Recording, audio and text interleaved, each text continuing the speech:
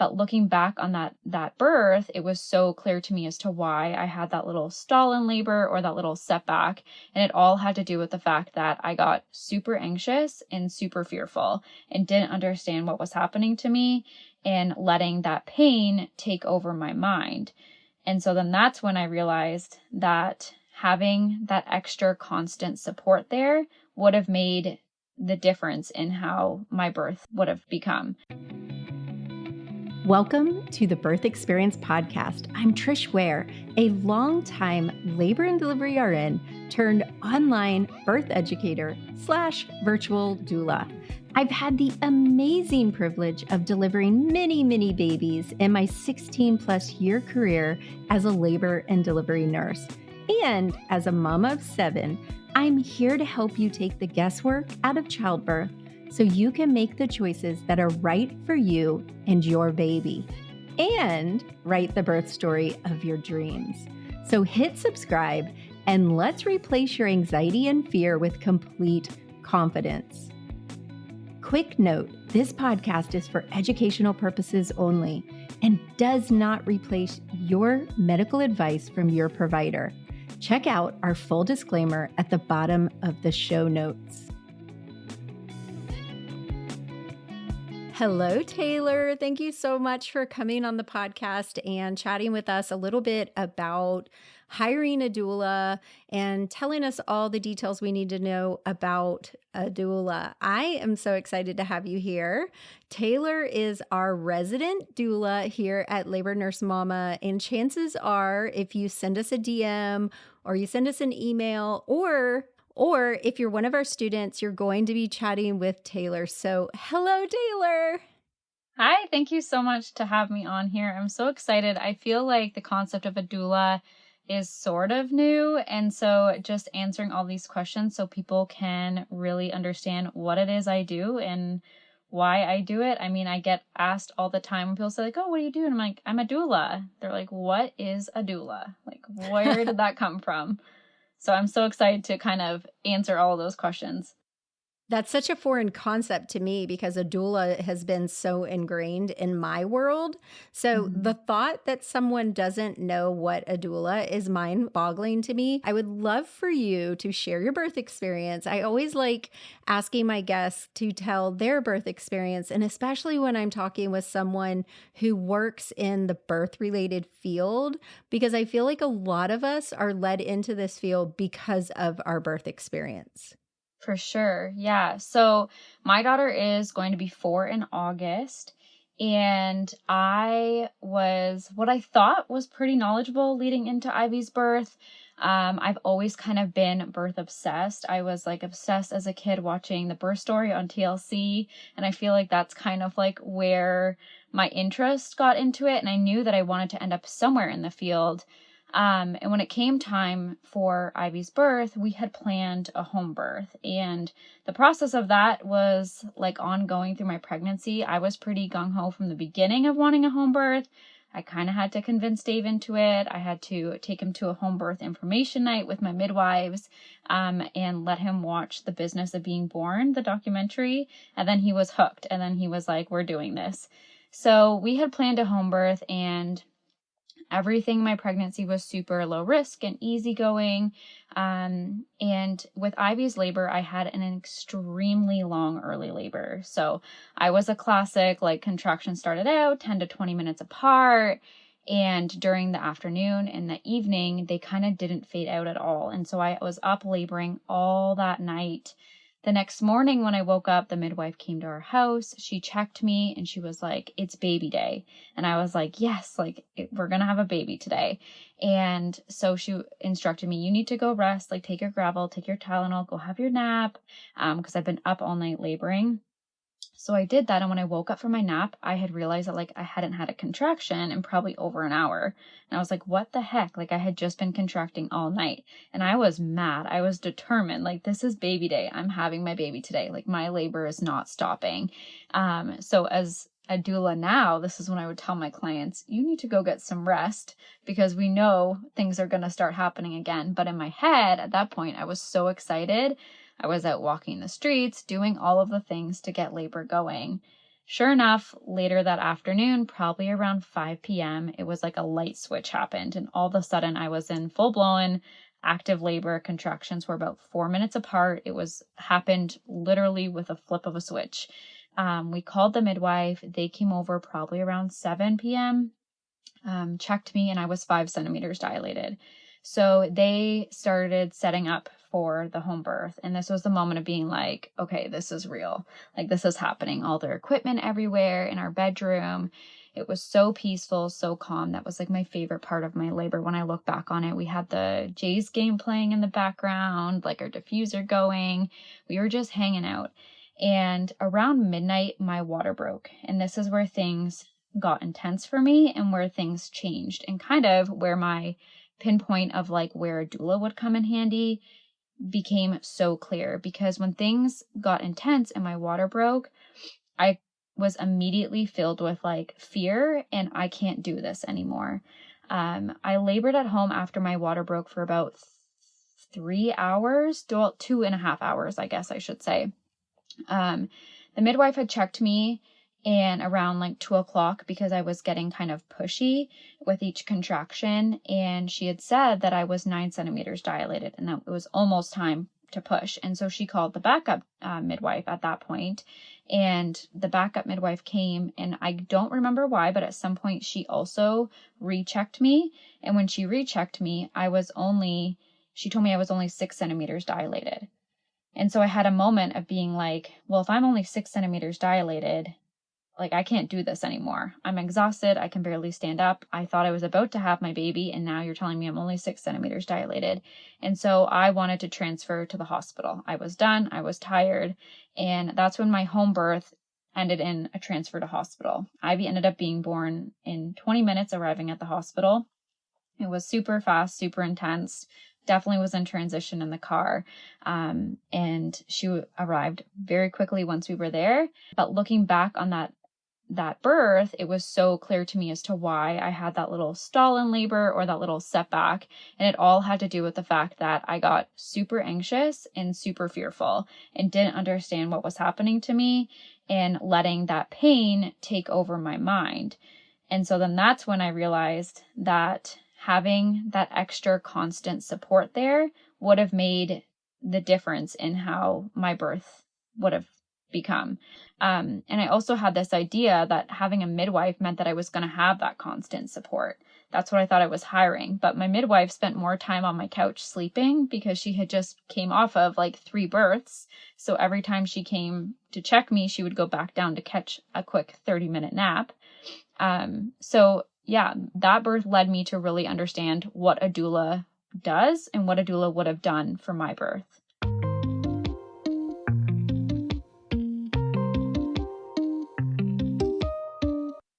So that was my first question. What is a doula? A doula is a birth professional who focuses on the emotional and physical support of the birthing person and the partner. So we are not medically trained professionals. We are birth professionals who are trained on labor positions, the progression of labor, and the emotional side of labor. I think that's such a great way to explain the doula. I know for me as a labor and delivery nurse, throughout my career, I've seen this like push and pull between the staff and a doula. And the thing about a doula and the thing about a labor nurse is that we should be working together as a team. And that's what I love about your relationship inside of Calm Mama Society, which is our private student community, because we're a pretty rare team, you and I, because I'm the labor nurse and I bring the medical side, and you're the doula and you bring that side. I mean, a lot of people consider me like a hippie labor nurse, so I definitely have a doula aspect to me. But I really love that you're saying that, like, your main goal is her and her well-being and her ability to achieve escape during the labor pain, her ability to stay focused during her labor and to stay the track, whatever that track looks like for her. So I love that. Yeah, I think it's important that people understand that we're not medically trained professionals and we're not there to replace the labor nurse in the room. doulas need to understand that, and labor and delivery nurses need to understand that as well. Like, I respect your education and your knowledge, and I'm not there to try to pretend like I am a labor nurse. But I know you've had incidents with doulas who probably have that mentality walking into a birth space. And I think that that is almost dangerous in a sense. And also labor nurses who aren't accepting to the doulas, because I've had that experience as well. And it really can offset that energy that we know is so important in that birth room. Yeah, I love that you brought that up because you and I have had this conversation with our students. So, inside of my birth classes, we do weekly hangouts with our students, and it might be me, and Taylor, it may just be Taylor. But every week, our students hang out with someone who is a birth professional, whether it's a labor nurse or a doula. And we've talked before about the relationship with a labor nurse and a doula. And what I've seen throughout my career is either we work really well together and it's amazing. I've also seen where I feel like when the doula and the patient come in, there's this air of us against them. And I've seen some labor nurses who walk into the room and it's us against them. And I don't care where the hostility or the attitude or whatever it is, where it's coming from. The whole point is this is her birth room. And no matter where the negativity is coming from, it's going to affect her birth experience. And we need to work as a team because ultimately, our goal from either side is that she has an incredible birth experience. And I love that we work together so well. And I love that we're talking about this and breaking down some barriers because I've told my girls and I've told Taylor that I had an experience one time with a doula that she came in expecting that I was going to do this, that, and the other. And I mean, my girls know I prepare them for a lot of the roadblocks that you will encounter in the birth experience because unfortunately, our culture is that it's a medical experience, but it's not. It's a natural process. So for me personally, because like people consider me like a hippie nurse doula, is when someone comes in and assumes that I'm going to push interventions, that I'm not going to advocate for her, that I'm not going to fight like hell for her, when I know myself and a lot of other labor nurses, we are going to advocate for you. We are going to fight for you. We do not want unnecessary interventions for you. We want you to experience the natural process of your birth. And I'm not talking about unmedicated versus medicated. I'm talking about interventions. And so I think that once we all get on the same page and realize it's all about her, whether you're the provider, the nurse, or the doula, it's not about us in any way. It's about her. And how can I personally use my skills to make her birth a better birth experience? And I think that's what's good about you and I being able to coach our students and talk to our students and tell them, like we both tell them, if you're getting a doula, you need to interview her. So that's the next thing I want to say to you. If someone is thinking about hiring a doula, what steps do you recommend that they take? Love that you encourage your students to interview multiple doulas, because that's actually something that I ask when people come to interview me is, have you talked with other doulas? Are you interviewing other doulas? Because it is so important that you're not just, it's the same thing when you teach your students how to interview their care providers and search for the right care provider. It's the same process with someone who's going to be in that birth atmosphere with you.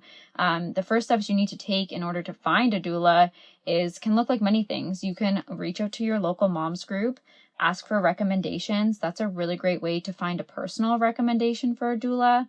You could search through agencies in your area, and a quick Google search should pop up some doulas in your area. Then you want to go through that interview process. You want to make sure that you are interviewing multiple of them. My estimate is like 3. I would recommend that you're at least talking to 3 of them. I love that you mentioned looking in local moms groups, because that's exactly what I always say is go to Facebook. Like Nashville has a Nashville moms group, and get real opinions. And if they say, oh yeah, I had so-and-so for a doula, say, well, why do you recommend her? What did you love about her? How was she during labor? What was she like after? All of those things. And I love that we both agree on interviewing, because I think you have to make sure this is someone that you can relate to for hours, because this is an intimate event. Mm-hmm. Yeah, and I tell people that it's like, I'm going to be there on the most important day of your life. Like, you're never going to forget your birth, and I'm there. So you need to make sure that our personalities are compatible. And I've had clients interview me and then go with another doula that's in my area, and I'm aware of that, and I'm okay with that, because I also am not going to hire or take on a client that I don't feel like I'm compatible with, because I understand the depths of this work and how important it is. And if you have a good birth worker and a good doula, we're not in it for the money. We're in there to make a difference in that day for you and to be there with you. So I'm okay with that interviewing process. And I want to make sure that you are talking to other doulas to know who is going to be the most compatible with you, because we're going to make a difference. Yeah, exactly. And I like that, because you know that I teach our students to also be comfortable with firing their labor and delivery nurse. And it's the exact same reason. If you're not connecting, and even more importantly, if you feel like she's condescending or she's flat out like disrespecting your birth plan or you're just not vibing, it's okay to ask for another labor nurse.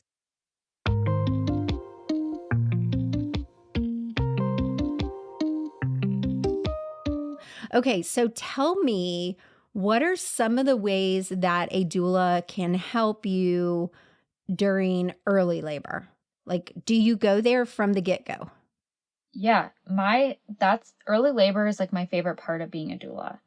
And it's kind of backwards than how most doulas operate, I find, because we're told in our training that you need to arrive at the hospital in active labor because they don't want you there for 24 hours or whatever the case is. But I just decided, like, this is why I work for myself, is so that I don't need to follow those rules, because early labor, I feel like, is so sacred and special and can lead the path for how active labor and transition go.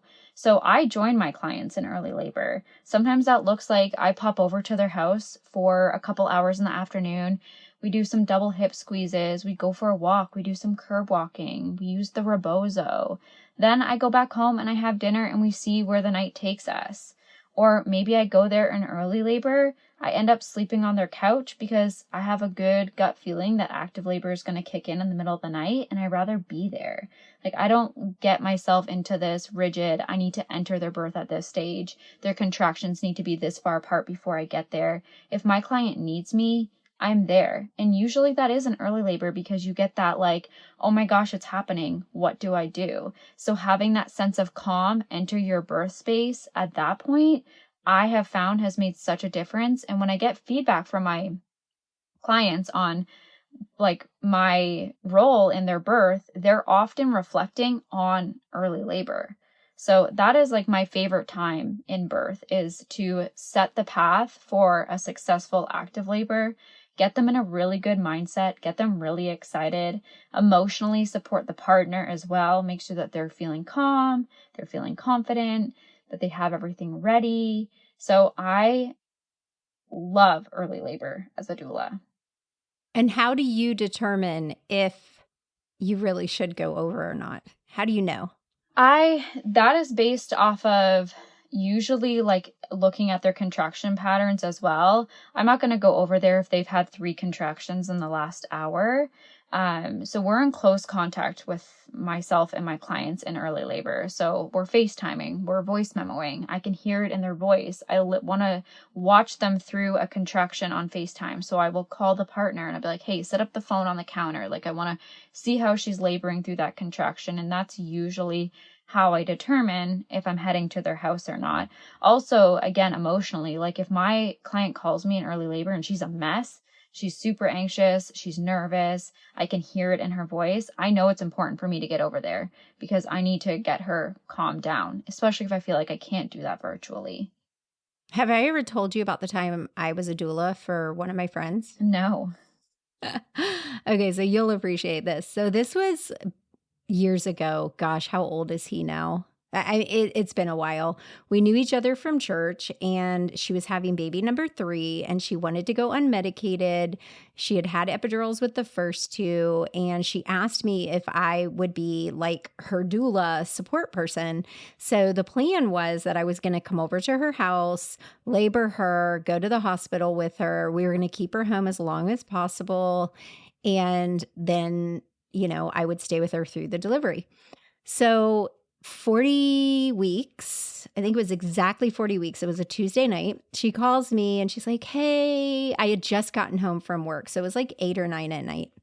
She's like, hey, I think I'm in labor, blah, blah, blah. And I was like, well, I want you to go lay down and then call me back in a couple hours and let's reevaluate. So she never called me back, right? The next Tuesday to the day, 41 weeks, her husband calls me. And he said, I think she's in labor. And I was like, well, let me talk to her. And he said, she doesn't want to talk to you. And I was like, okay, I'm going to come over. Yep. Yep. So I got over there. And of course, I did something that you're not going to do. I did a cervical exam and she was 5. She was super thin, like 90%. And I could feel that baby. He was like at a 0 station, right? So I was like, okay, I don't trust you right now. So I want you to go ahead. Let's get ready. She said, no, I've been 5 for a couple weeks. So I texted her midwife and she said, yeah, she's been 5 for a couple weeks. And I was like, yeah, I'm feeling the bag of water and I'm feeling the head. Like I'm not comfortable. She wants to take a shower. She said, well, just go ahead and let her take a shower and then head in. So we went ahead, we padded up my back seats because I was going to drive them to the hospital and I knew her water was going to break. So she goes and takes a shower. She's in the shower. Her husband and I are dying laughing and joking around. She comes out and she's like, da da da, da da da. And I was like, wait, what? So I'm standing there with one glove on because I was going to check her before we got in the car. And I was like, get in the bed. And she was like, oh my God, like totally pushing. And so she gets in the bed. I put my hand in there and it's all head and a fist and a fist. Oh no. And so I'm like I think I'd only been a labor nurse for not long at that point. And not long enough to be super comfortable with delivering a baby at home. That's for sure. Right. And so my knees are shaking. I yell to her husband because all clarity has gone out the window at this point. Oh yeah. You're going to love this. I yell to her husband, get a shoestring. I don't even know what the hell I was thinking. I was just like out of it. And so I'm like, oh my God, I can see the top of the head. I see the fist. So I kind of like put my hand in there, gently guide the fist back a little. And out comes this ginormous purple faced baby. He's so purple because he hit the pelvis and slammed out, right? So I am at this point, we've called 911. I am like waiting for them to come in so I can go in the bathroom and barf. I've got amniotic fluid, vernix, blood all over me because I only had one glove on, right? Mm-hmm. And this baby is purple, so I'm stimulating, but he really was just bruised, but I was too freaking out of my head to assess it like, I wasn't thinking like a labor nurse. I was thinking like, oh my God, my friend just delivered her baby on me. So the paramedics get there, right? And they all come in and her husband's like, yeah, she's a labor and delivery nurse. They all stop moving, go against the wall and wait. And one of them hands me a scalpel to cut the cord. I was like, oh no, I'm done. Like I'm done right now. Yeah. Like, so it was like, oh my gosh. And then when we got to the hospital, they were all like basically talking about the home birth midwife and the home birth people. And I'm like, I am a labor and delivery nurse. I did not mean for this to happen. Like we were trying, like I was trying to make sure, like they all Right. knew, like I didn't intend this. This was not intentional Yeah, at I'm sure all. some of the hospital staff thought it was. Like, did they think Oh, that? they thought it was for Yeah. sure. And then on top of it, they weren't assessing her properly. They weren't rubbing her fundus. They weren't checking. I told them because when the placenta delivered, I could tell that there was pieces missing. Mm-hmm. And I told them that, but they're thinking I'm a home birth doula and I don't know what I'm talking about, which is ridiculous because you and I both know that home birth midwives or midwife know probably a lot more than a lot of people. And so I am like, no, you need to. So the resident like very condescendingly grabs the placenta because of course we brought it and goes over and is looking at it and basically dismisses me. Well, my friend ended up having to go back in for a DNC because she had retained placenta. Yes. So fast forward, next baby, she asked me to be her doula. I said, I'll meet you at the hospital. Guess what? I met her at the hospital. She had a brand new labor nurse. I told her, I said, if she stops talking, get your delivery set up.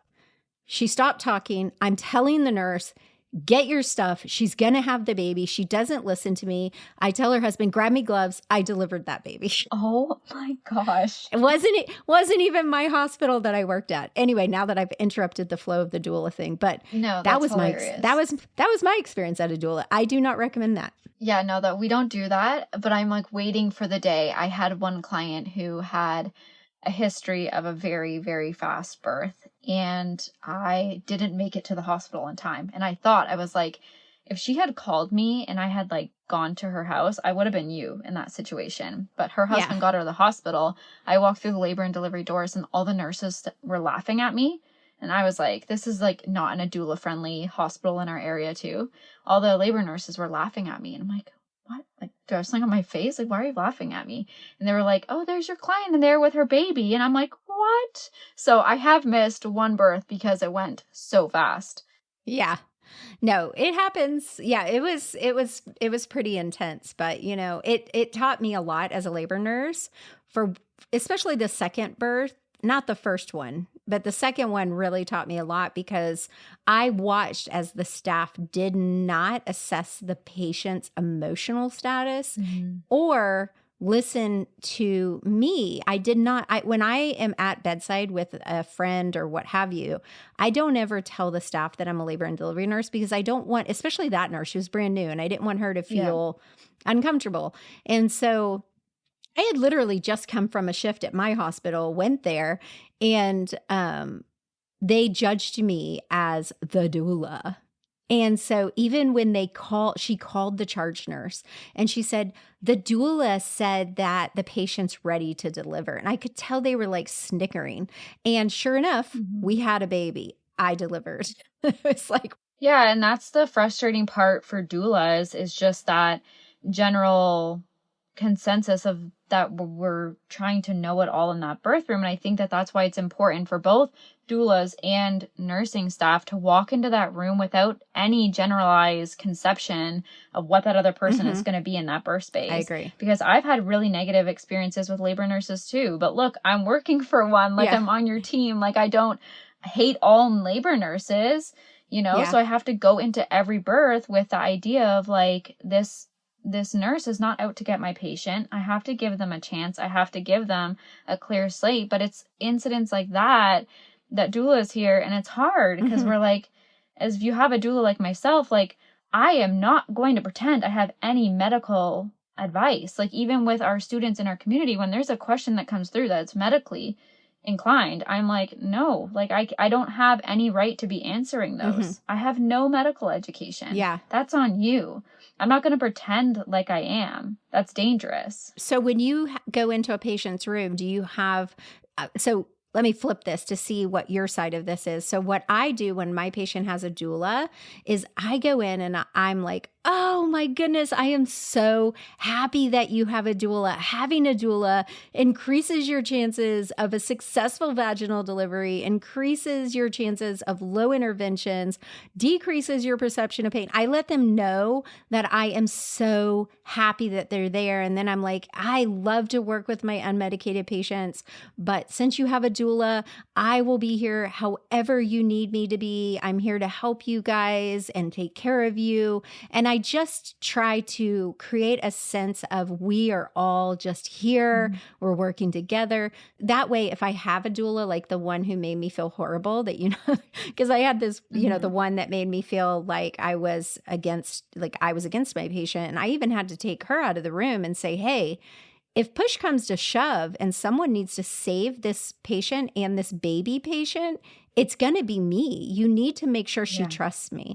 But I try to create this environment so they know that, because I've seen it. I've seen when labor nurses are hostile to the doula, and it's so uncomfortable, but I've seen it the other way around as well. So do you have like kind of a way that you kind of butter up or nurture the labor nurse so she knows that like you're not there to threaten her domain or what have you?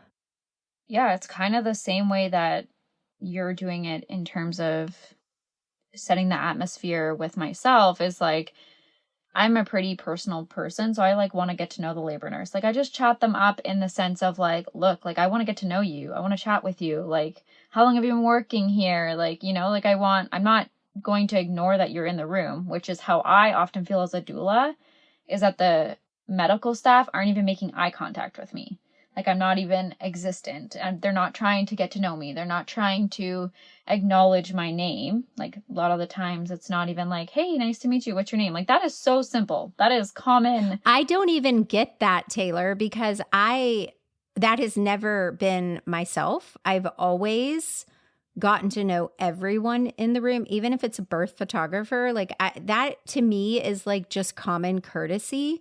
And when I do birth plan consultations with our students, at the top, I put their support team and I put whoever's going to be in the room. And if it's a doula, I put the doula's name. And I put that assuming that the staff would want to know that. So for you saying that literally blows me away and makes me so sad for other labor nurses that they're just not even showing common courtesy to this mama and her team. Yeah. And those few negative experiences that I've had in that sense, I've had to push out of my head to move forward and to give every single person a chance. Now, I will say, I'm not sure if it's like, this is a good question, because I'm not sure if it's like this in the States, but I actually do have a minimal interaction here with labor nurses because a lot of my clients work with midwives. And when we have midwives, labor nurses aren't in and out of our room. At all? Unless it's no, like if my clients have a midwife and we're in the hospital setting, it's only midwives taking care of that patient. Oh no, that's not in the States.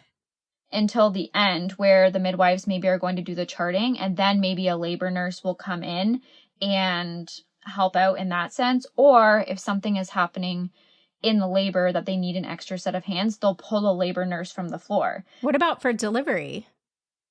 It's 2 midwives. I'm so blown away right now. I can't even. That is not how it is in the US. In the US, for the most part, now there are exceptions, which you've heard me talk about to our students, that I call there's nurse midwives, and then there's doctor midwives.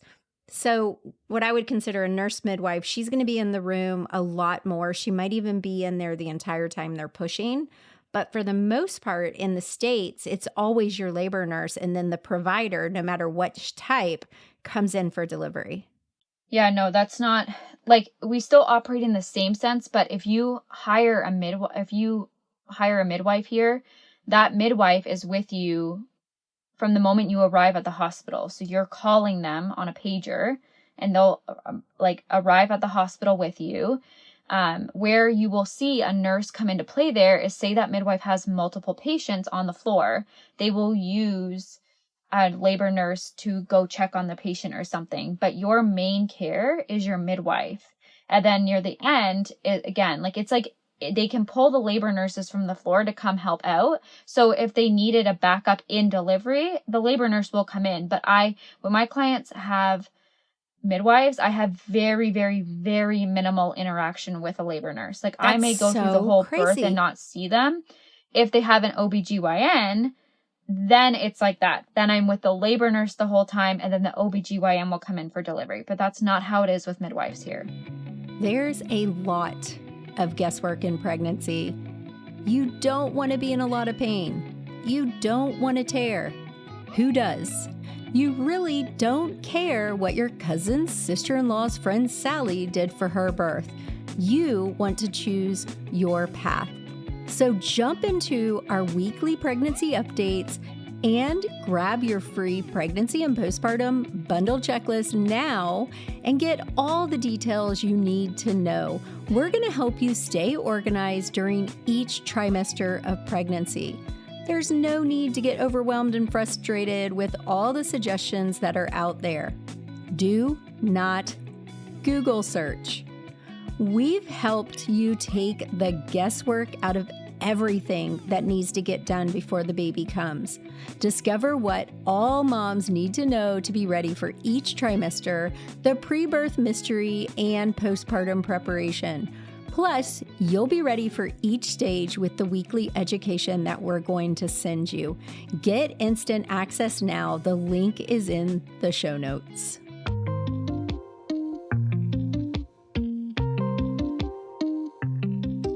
Wow. And so just because, and this may not be interesting to my listeners, but who admits the patient and who starts the IV and who does the cervical exams and all of that? It's the midwife? So the midwife. So if they get to the hospital at the same time as as their patient. So if my client was working with a midwife and planning a hospital birth, and she goes into labor, and I go to her house in early labor, and then her contractions are like 411. We would page the midwife. They would either come assess her at home and then determine that we're going to the hospital, or they may say, "Hey, wait, we'll they meet come you at to the the hospital." house? The midwives will come to the house. Yep. I am so blown away right now. So our midwives, they either work in the hospital or they're home midwives. The home midwives are not licensed to go into the hospital. If they come in, it's going to be in a doula capacity. Yeah. So midwives here, depending on the hospital, they have permissions at certain hospitals. So they would come to your home and like check you or determine wow, whether or not to go to the hospital, and then they go to the hospital with you. So like a good example is even like, you know how a couple of weeks ago my sister-in-law had the flare up of her gallstones. Well, we paged the midwife because she was having pain. The midwife met her at the hospital to get assessed for that. Oh, wow. For that pain. Now, will she stay in her care now that she has some high risk? No. So now she's switched to OB care. But she can also access the aftercare for midwives because midwives do home visits for us. Like they'll do 3 home visits after the baby is born. So even though she's having an OB delivery, the midwife will still come to her home for the 24, 48 hour, whatever checkup. Okay. So for all of my American students and listeners, who pays for this? Our government. I really our healthcare. We don't pay anything. Like it didn't cost me a dime. What about for home birth?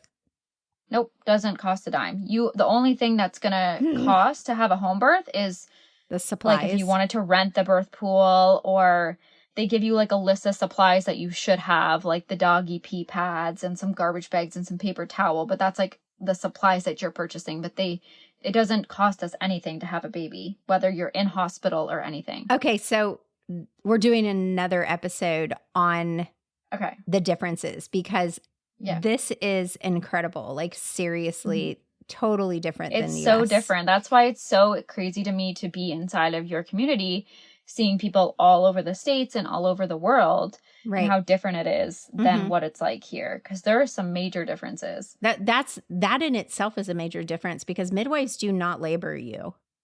They deliver. here, unless you're a Yeah. home midwife or a really special midwife who might come in. Let me just say that's not the norm for midwives or OBs here. However, I have worked with some incredible midwives and OBs who maybe they've bonded with their patients, or that's just their norm and they're way more hands-on and present.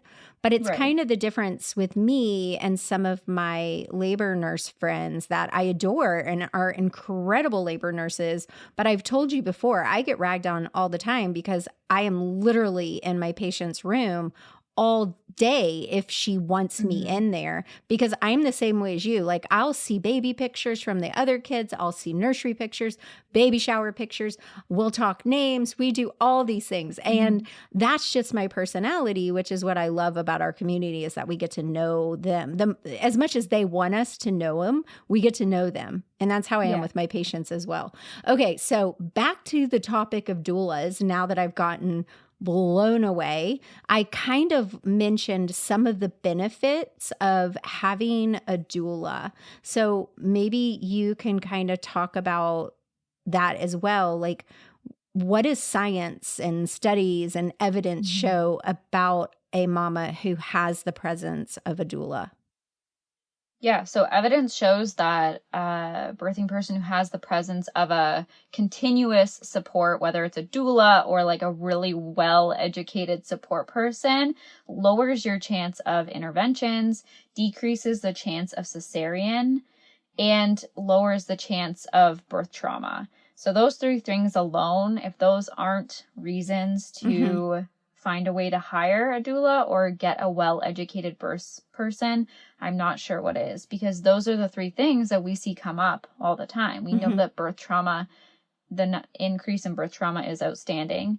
We know that the increase in interventions is astronomical, and the C-section rates are sky high. So if having a continuous support person, if evidence shows that that can decrease your chance of all three of those things, that's pretty incredible. Mm-hmm. I agree. And I love that you mentioned that it can also be a birth partner who is educated.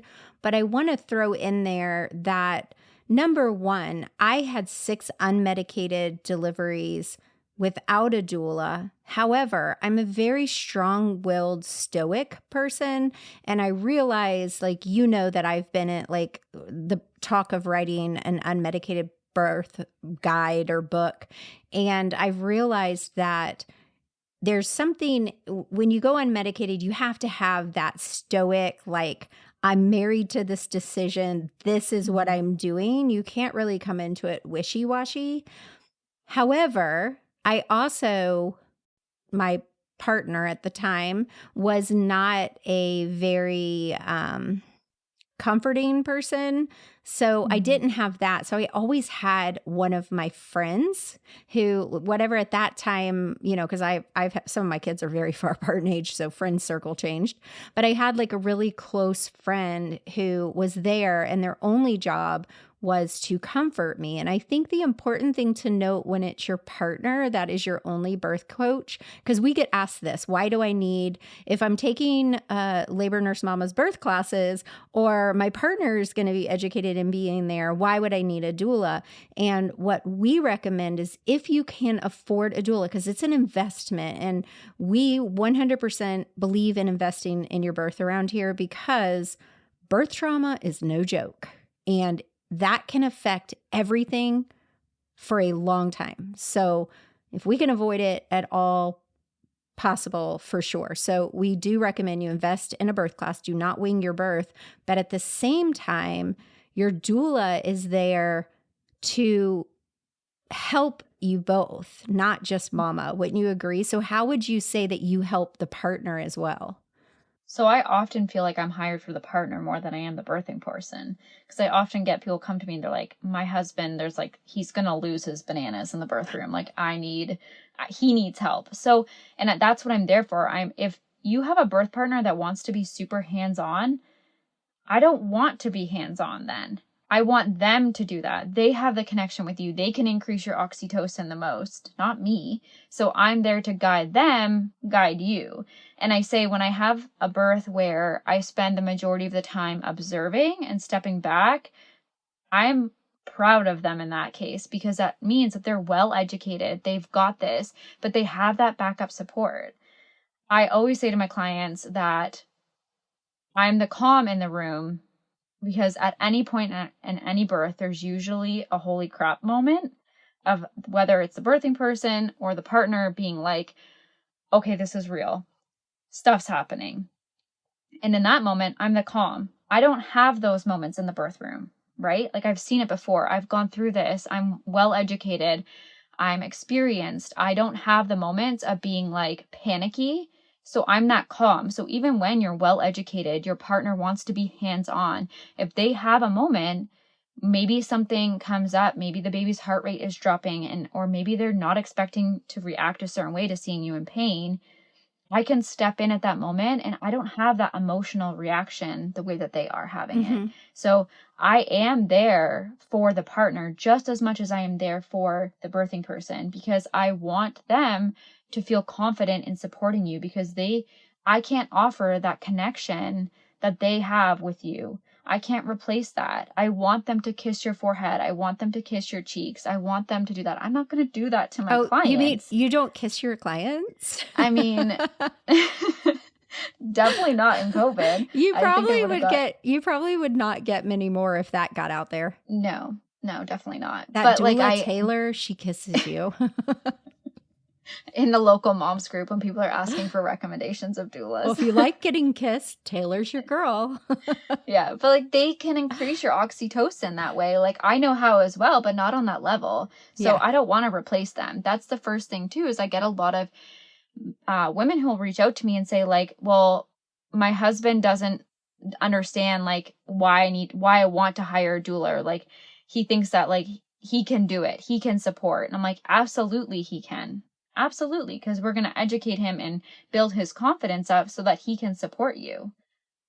But he may have a moment where he panics, and that can change everything in the birth room as well. I'm not going to have that moment of panic. Well, I can tell you right now that the only people I've ever seen pass out during a delivery has been a male one. It's always a man. It's never like the grandma actually, so I take that back. I didn't see it, but one time we had a patient, her grandmother, she didn't pass out. She had a heart attack. This is a terrible story. Had a heart attack, went to the ER. Then during the epidural, the father of the baby passed out and knocked his head and had to go to the ER for stitches. So her entire birth team went to the ER. Is that not crazy? Oh my gosh. That's another podcast. Anyway, needed a doula. Yeah, if she had had a doula, exactly. That's why I brought that up. If she had had a doula, yes. But the rest of us, all of us, we all flooded her room with support. So she had a lot of hands on deck. Wow. However, that was something that I wanted to bring up because we got asked that during the Fearless Birth Experience this week about, well, if I take a birth class, do I really need a doula? And the other thing that people asked was, well, what if they're wanting to do something I don't want? Can my doula advocate for me? So what would you say about that? Yeah, so we do talk with your students a lot about this, about how to a certain extent, either your labor nurse or your doula, when you get to the bedside, our hands are a little bit tied in the sense where, for myself, I preach advocacy for my clients. I want them to know how to advocate for themselves, but I need to make it clear that it's not me and my voice being able to do that. I'm not able to turn to your care provider and make medical decisions for you. I'm not allowed to do that. So we just went over this in the Fearless Birth Challenge of how does a doula advocate for their clients. And the best way that I do that, and I do this almost every single birth, is when something comes up that is not on my client's birth plan, because I know their birth plan in and out. I know what they want. I know their goals. When something comes up that's not on there, or I foreshadow that something will come up, because that's also the benefit of having a doula, is I can see the patterns of care providers. I can see what's coming down the road before it's actually there. And if I see something like that, I can say something to my clients like, hey, do you guys want a minute by yourselves to think about this before you make your decision? That allows time for the birth team to leave the room, for just to be my partner or my birthing person and the partner and myself to go over that decision. Mm-hmm. That way they can ask me all the questions and I can give them advice and I can guide them without having ears and eyes on me and the legal aspect of like what kind of medical advice or whatever it is that I'm saying. And they can have that chance to ask me that, make the decision, bring the birth team back in and proceed. And at that point, if my birthing person is not able to communicate, maybe she's in transition or active labor and she's not really wanting to communicate, I can help give the support person things that they can say to the medical team and make those decisions, because they can speak up and they can say those things, but I can't. Yeah, I love that we're talking about advocating and having your team and knowing when to say time out, because that's something we teach our students in Calm Labor and the VBAC lab, is that when a decision is presented, that you need to say, hey, I mean, unless it's like life or death, you need to ask for some time to think. And that's what a lot of my students do. They will, and then they can talk without that pressure. But as you were saying that you say to them, do you want to take time to think? I know I've done this a long time. And I bet that sometimes that in itself probably ticks off the staff. But what I want, so what I want those of you who are listening to hear me is that the birth is about you, and asking for time to make a decision is absolutely 100% reasonable. So if you hire a doula and you don't want to get that negativity with that type of scenario or what have you, then I would say even having your clients or the partner, you guys already having, like what I do with my own, because I go against the norm, I go against policy. So what I do with my patients is we come up with a code word or what have you.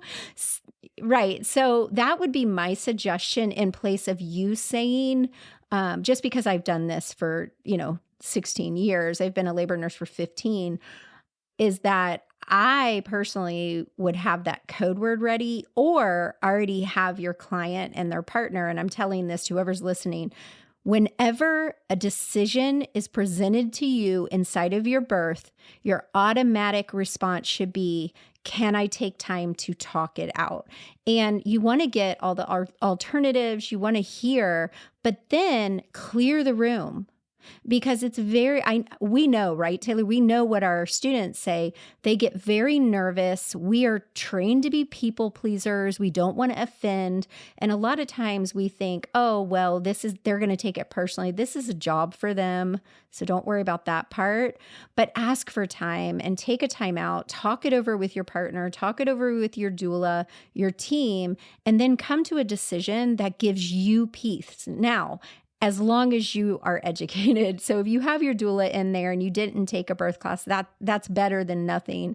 But preferably, you've taken a birth class, you have a doula, you have an educated partner, and together as a team, you can decide what works best for me right now. And is this intervention out of convenience or curiosity, or is it necessity? And I think that's a really great place for us to end this, because we literally got off on tangents, which I'm sure we both knew would happen.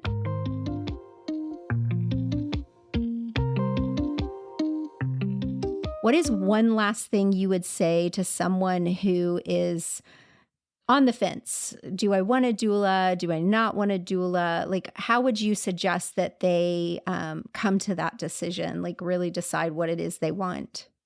So I think a really interesting fact that kind of makes this decision, or maybe makes you ponder it, 98% of my clients are second and third time parents, because they've done it once without support, and the next time they don't want to do it without support.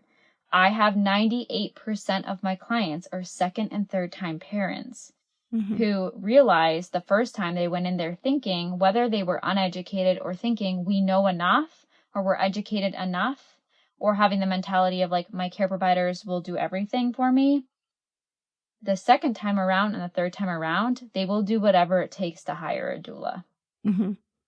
I see the same thing with the birth classes as well. And if our VBAC students are our second and third and fourth, and I've had some that are on their fifth, if they could say one thing to a first-time mom, it would be, do not go into your birth thinking that other people will make the best decision for you, because that is a huge mistake. Well, thank you so much, Taylor, for being here. You guys, you can find Taylor inside of our community. She is our resident labor nurse mama doula, and she has some really cool, awesome things in the works for virtual options that I can't wait to hear more about. So thank you again, Taylor. Thank you so much for having me. Hey, Mama, I hope you enjoyed this episode of The Birth Experience with Labor Nurse Mama. I have been looking forward to having Taylor, our resident doula here at Labor Nurse Mama, on the podcast so we could talk about some of the things that we talk about inside of our private community. That is one thing that sets us apart from other birth classes and student communities, is that you have the connection and you have access to a labor nurse and to a doula, not to mention the thousands of mamas who have had their babies and have experience. So if you loved this episode as much as I loved recording it, make sure you hit subscribe and leave us a review. And as always, if you want to leave a review giving us some ideas of what you want to hear in the future, do it. We love hearing from you guys. Next Friday at 7:30 a.m., we will release another episode of The Birth Experience with Labor Nurse Mama. Have an amazing week. We love you guys. See ya.